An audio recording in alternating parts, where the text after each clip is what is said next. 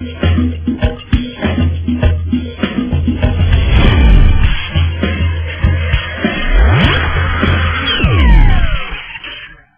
é um Sintonia atípico. A gente está gravando aqui no Rio de Janeiro, nos estúdios da TVE, com uma deferência da TVE. E para comemorar esse primeiro programa aqui, eu convidei o professor Zé Murilo de Carvalho, professor titular de História do Brasil da UFRJ. Quero aproveitar a tua presença aqui no programa para falar um pouco do Brasil contemporâneo também. A gente vê que a história do Brasil sempre parece que a gente vai remontar um certo passado distante, mas eu quero falar um pouco do Brasil de hoje. E antes eu também cientista político, então eu uso o chapéu de acordo com as circunstâncias. Mas uma coisa que eu até tinha comentado antes de começar o programa, quer dizer, essa questão de que me passa um pouco é que a gente tinha pelo menos algumas expressões para definir o Brasil. Expressões definidoras do Brasil, mesmo que a gente não concordasse, eu achasse aquilo meio torto, mas essas expressões ajudavam, serviam como um pouco de parâmetro para a gente pensar o Brasil. Até pouco tempo atrás, até 20 anos, se falava o Brasil, o país do futuro, o Brasil, o brasileiro, esse povo tão alegre, tão festeiro. Essas expressões parece que desapareceram do nosso cotidiano. Quer dizer, a gente não lê mais no jornal, a gente não ouve mais numa palestra. E o desaparecimento dessas expressões deixou um vazio para nós. Aí eu te pergunto, vou jogar esse abacaxi. O que é o Brasil, então? Se a gente perde um pouco aquelas frases, aquelas expressões de identificação, elas desaparecem de cena, o que sobra? Eu creio que você tem razão nesse diagnóstico. Inclusive, há outros além disso. Quer dizer, uma outra coisa que eu chamo de motivo edênico da nossa autoimagem, que é a ideia de que o Brasil, que tem desde Pedro Álvares Cabral, né? A beleza da natureza, na riqueza do solo, e o que inclui, inclusive, a ideia de um grande futuro. Já se falava, antes da independência, no Brasil como um grande império. Os governos militares retomaram isso, a grande potência, essa ideia. E essa ideia de que isso um dia a gente vai ser um grande império, isso está um pouco já desaparecendo, mas ainda uma pesquisa feita uns 5 anos atrás, por exemplo, fez uma pergunta sobre se você tem orgulho do Brasil. Um grande número, sim, tem orgulho. Agora, por quê? Aí as pessoas se embananavam. Isso já reflete o que você está falando. E entre os motivos que as pessoas davam para ter orgulho, estava a natureza. Não estavam as pessoas, não estavam as instituições. Era exatamente esta coisa. Ou seja, nada é construído por nós.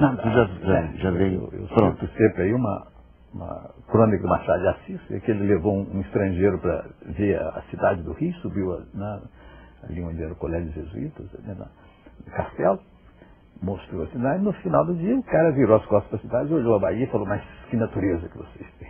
O Machado disse: mas eu não fiz esse céu, eu não fiz esse mar, eu não fiz essas montanhas.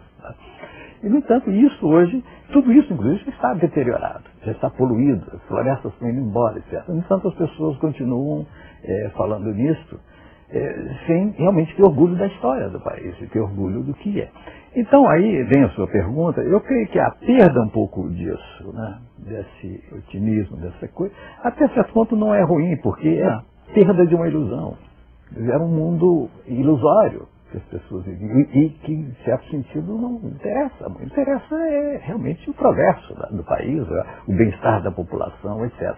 Mas entre este momento você perder essa ilusão e desenvolver um outro tipo de imagem do país e de perspectiva, de objetivo, vai realmente um espaço grande. E neste momento acho que você tem razão.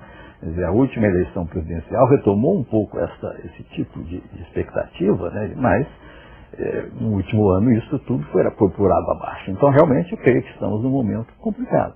Quer dizer, o brasileiro é cordial, é alegre, etc. Essa mesma pesquisa perguntou. A primeira resposta dizia que já é 5 anos atrás. O brasileiro é sofredor, a primeira coisa. Depois vinha alegre também, mas sobretudo é sofredor. E a imagem de alegre, veja bem, é uma imagem que foi projetada da capital, Rio de Janeiro, para o resto do país. E ela não persiste no resto do país.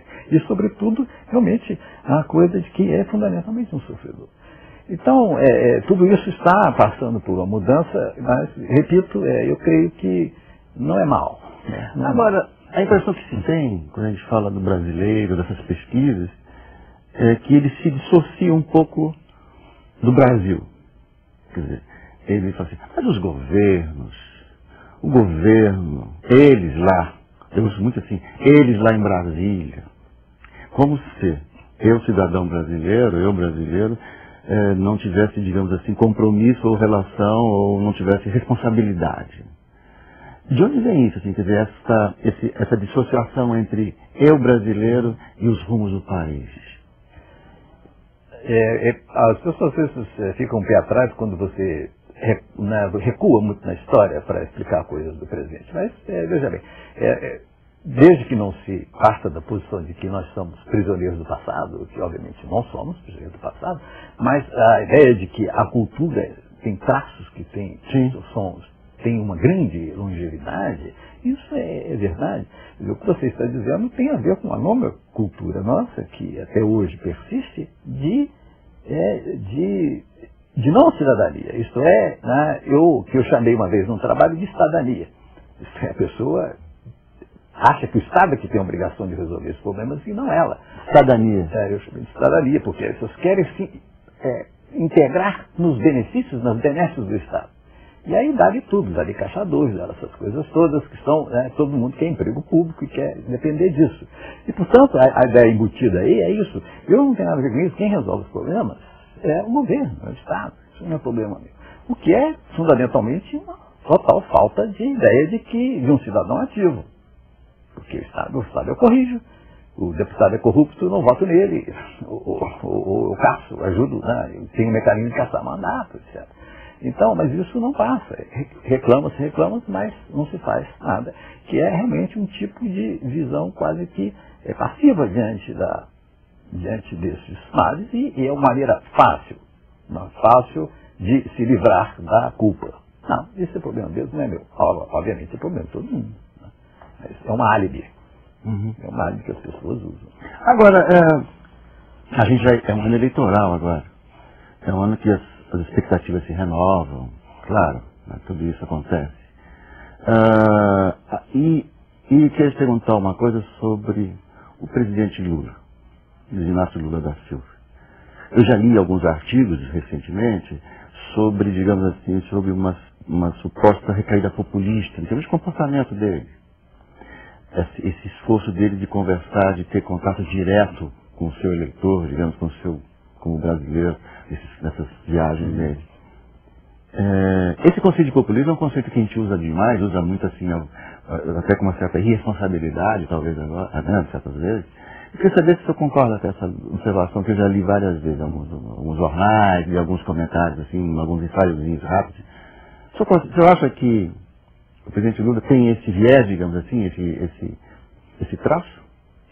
Ele está desenvolvendo isso, sobretudo depois da crise do mensalão. Ele começou a apelar para esse tipo. Claro, ele era um líder operário, não necessariamente popular, ele era operário, um líder operário.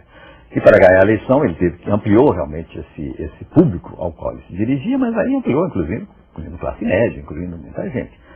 E a partir da crise do mensalão, quer dizer, a classe média começou a se afastar totalmente por causa da corrupção e, obviamente, o partido estava envolvido nisso e ninguém acredita na classe média que ele não sabia. O chefe de Estado não vai saber o que está passando, obviamente sabia. Mas com isso o partido entrou numa crise muito grave. E ao mesmo tempo isso afastou a classe média. Então a tática que ele começou a desenvolver foi separar-se do partido, tirar a imagem dele, separar a imagem dele do partido e recorrer àquele setor da população que é menos educado, é menos crítico e, sobretudo, muito necessitado. Então, o que ele está fazendo é isso, realmente joga muito dinheiro no Bolsa Família. O exame do gasto social do governo, que foi publicado há poucos dias, diz que gastou-se menos do que no governo anterior, mas gastou-se muito mais no Bolsa Família. Isto é um dinheiro direto que vai para 8 milhões de famílias e que é um manancial de clientelismo extraordinário. Eu quero saber se ela tem o mesmo peso político ainda. Vou deixar essa pergunta. Eu estou conversando hoje aqui com o professor Zé Murilo de Carvalho, professor titular de História do Brasil da UFRJ. Eu estou aqui na série especial do programa Sintonia, feito aqui no Rio de Janeiro. E já para o intervalo e volta já.